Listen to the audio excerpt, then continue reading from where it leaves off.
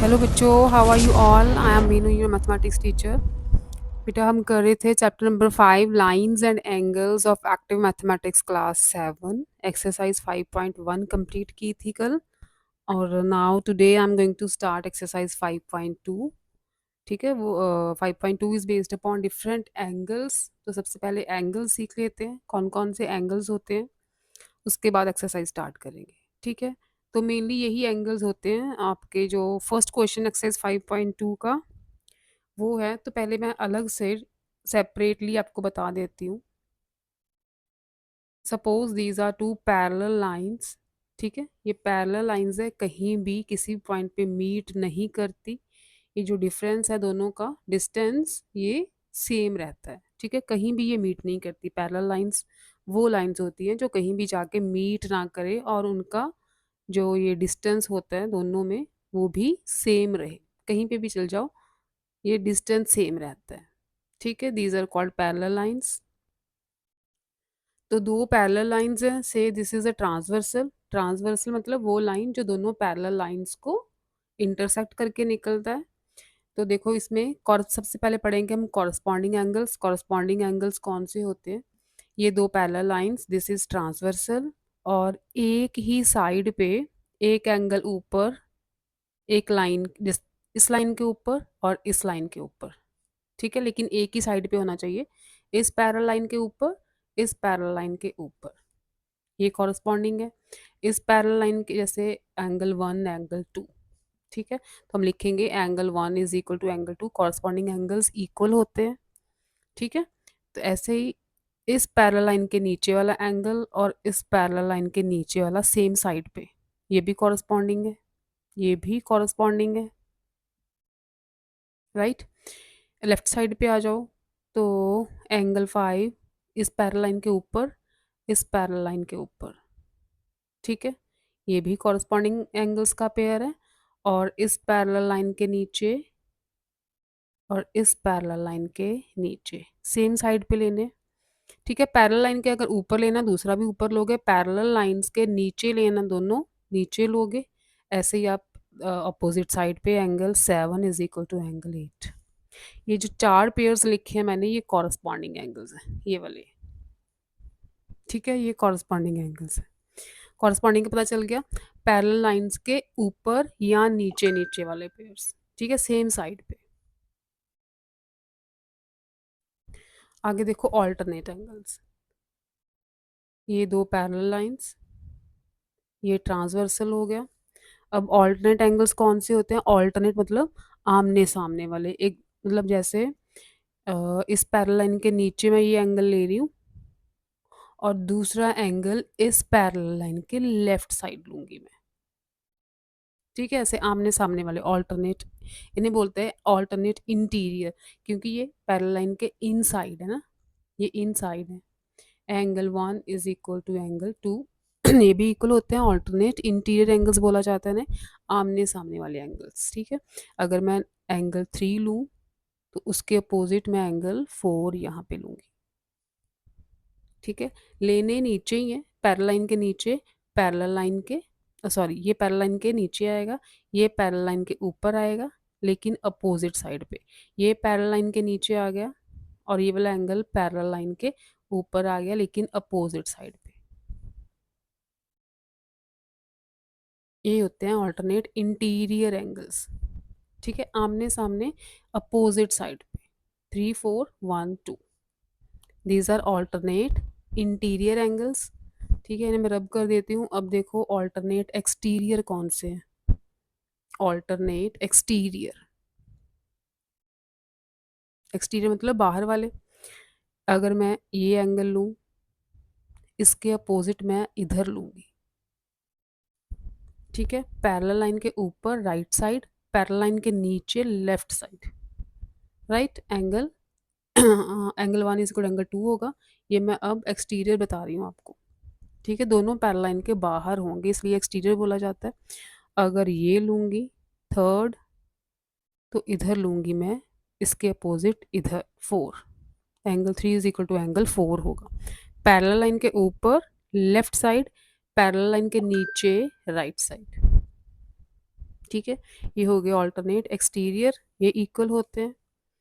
आगे आ जाओ आप, pair of interior angles, pair of interior angles, ये वाले angle 1, angle 2, these are interior angles. Pair of interior angle क्यों बोला जाता है? क्योंकि पेयर ऑफ इंटीरियर एंगल्स को ऐड कर दो तो 180 होता है। ठीक है, ये इक्वल नहीं होते, इक्वल नहीं होते, पैरेलल लाइन के नीचे, पैरेलल लाइन के ऊपर, लेकिन सेम साइड है। ठीक है, ये इक्वल नहीं होते, इनका सम 180 होता है। तो क्या बोला जाता है इसे? इंटीरियर एंगल्स, यानी sum of interior angles are supplementary. ठीक है, या बोलो corresponding interior angles, consecutive, sorry, consecutive interior angles are supplementary. ऐसे ही ये 3 एंड ये 4, एंगल 3 प्लस एंगल 4, ये भी 180 ही होता है। एंगल 1 प्लस एंगल 3 भी 180 होगा, ये लीनियर पेयर बन रहा है। एंगल 2 प्लस 4 भी 180 बनता है, क्योंकि ये भी लीनियर पेयर है। ये पूरा एंगल 180 का, ये पूरा एंगल 180 का।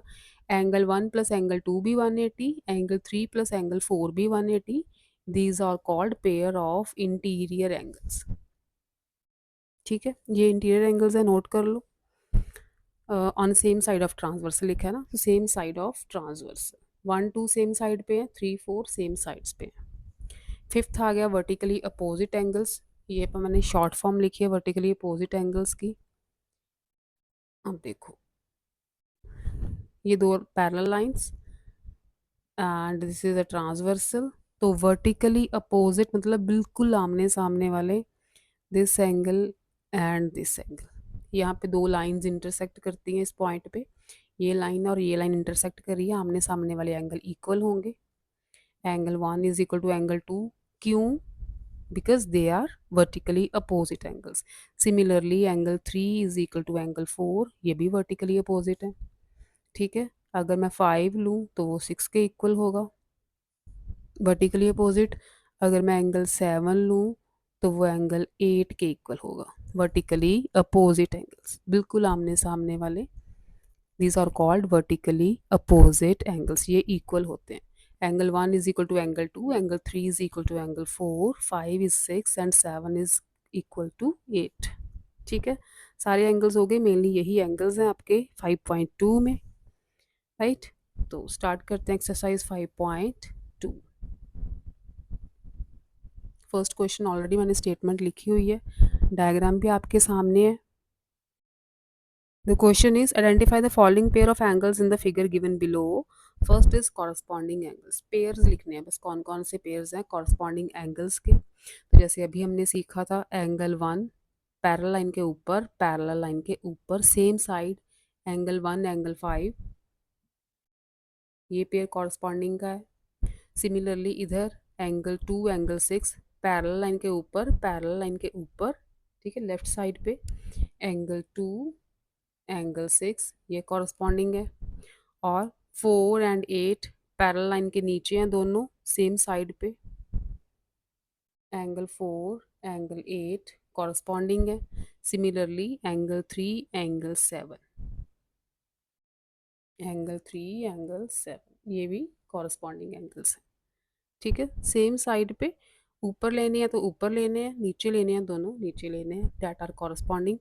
ऑल्टरनेट इंटीरियर, ऑल्टरनेट इंटीरियर आमने सामने वाले, लेकिन इंटीरियर 4 6, ठीक है, 4 6 पैरेलल लाइन के नीचे है राइट साइड पे, पैरेलल लाइन के ऊपर है लेफ्ट साइड पे, 4 6 ऑल्टरनेट इंटीरियर।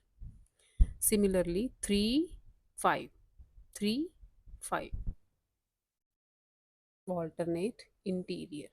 ऑल्टरनेट एक्सटीरियर देखो, जो लाइंस के बाहर है, पैरेलल लाइन के बाहर, 1 7, ठीक है, अगर 1 लेना है पैरेलल लाइन के ऊपर राइट साइड पे, पैरेलल लाइन के नीचे लेफ्ट साइड पे, 1 7।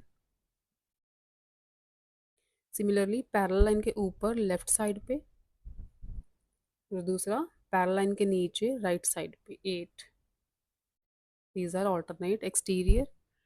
Pair of interior angles 4 5 3 6, angle 4 angle 5, angle 3 angle 6, इनका सम 180 होता है.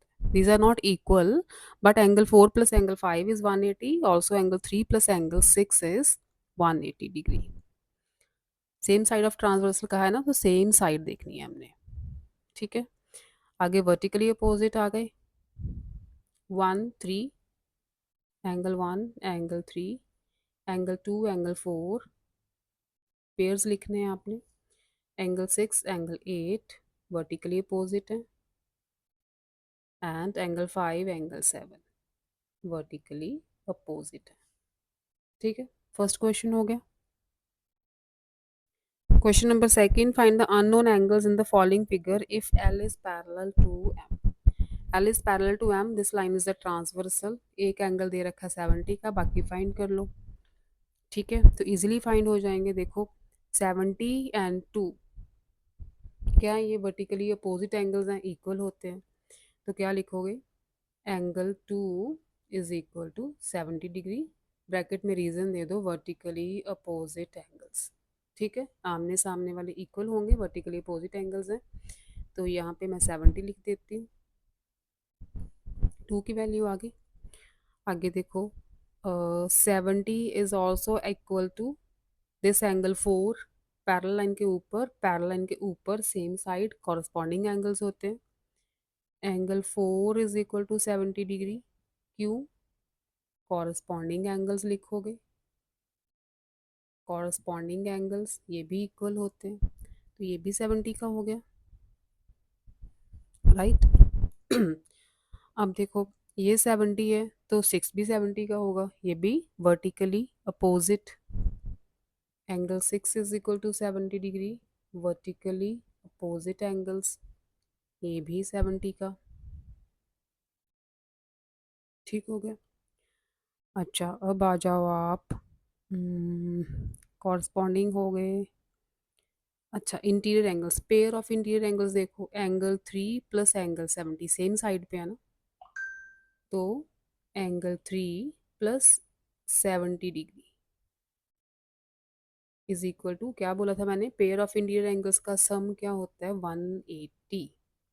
ठीक है, तो क्या लिखोगे यहाँ पे, इंटीरियर एंगल्स. इंटीरियर एंगल्स पूरा लिख देना, जब पेयर ऑफ इंटीरियर एंगल्स लिख देना, इनका सम 180 होता है. तो एंगल 3 क्या आएगा फिर, 180. ये 70 उधर जाके माइनस होगा, 110 डिग्री. तो 3 आ गया 110 डिग्री. ठीक है, अगर ये 110 है तो ये भी 110 होगा, वर्टिकली अपोजिट है.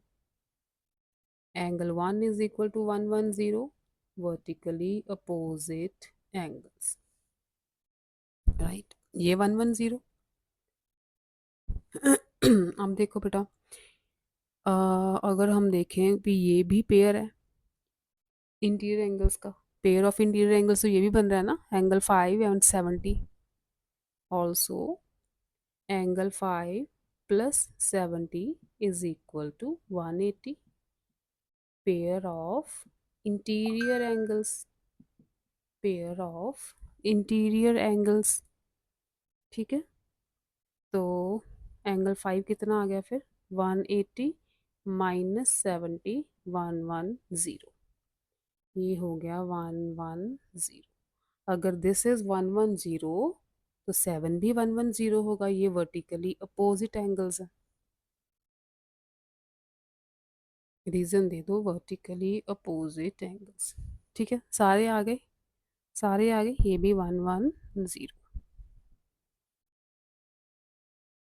नेक्स्ट देखो थर्ड क्वेश्चन में, find the unknown angles in the following figures, also state the property used to find them. Right, L and M are two parallel lines. This is a transverse. ठीक है, तो इसको आप ऐसे घुमा के देखो.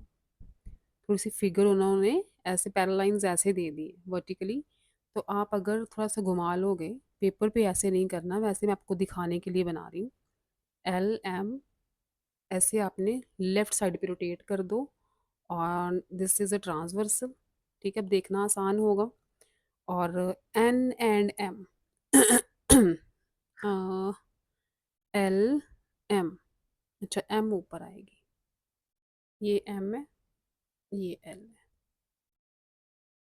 एन एंड एम के बीच में जो एंगल बन रहा है लेफ्ट साइड पे, तो ये भी ट्रांसवर्सल थोड़ा सा उल्टा आएगा। ये फिगर ऐसे घूमेगी, ठीक है। इसको उठा के आप सपोज करो रोटेट कर दिया मैंने ऐसे, तो ये फिगर कुछ ऐसे आएगी। This angle is x, this angle is x. आपने बनाना नहीं है कॉपी पे, मैंने ऐसे बस आपको रोटेट करके दिखाया है कि आपको सीधी सीधी फिगर थोड़े से नज़र आए। अगर मैं बोर्ड को उल्टा कर दूं, बोर्ड को वर्टिकली कर दूं, तो भी ये फिगर जो है ना वो सीधी नज़र आएगी आपको। तो सपोज कर लो मैंने बोर्ड को घुमा दिया है, ठीक है। तो this is x and this is 45।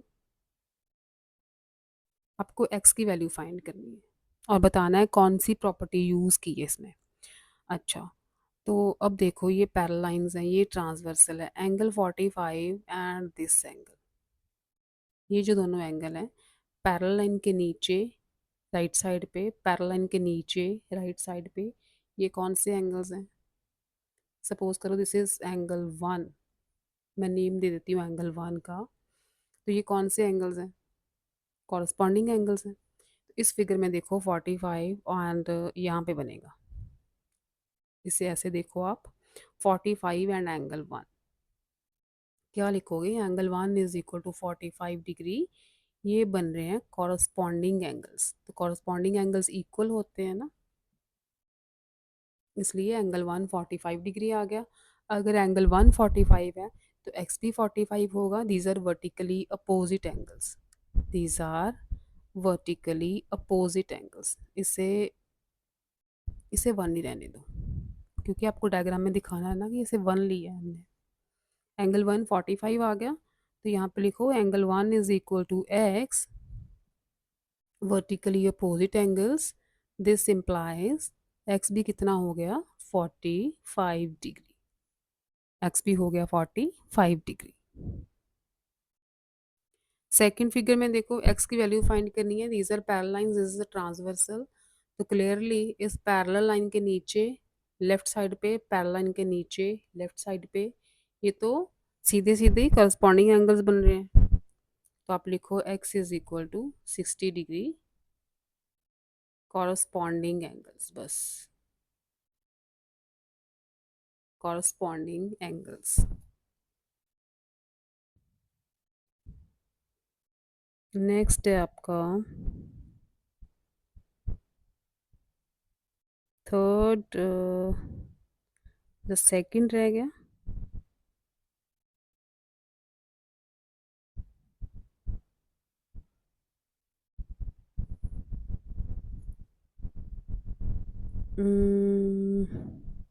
अच्छा, फर्स्ट हो गया, सेकंड हो गया, थर्ड का फर्स्ट पार्ट, सेकंड पार्ट,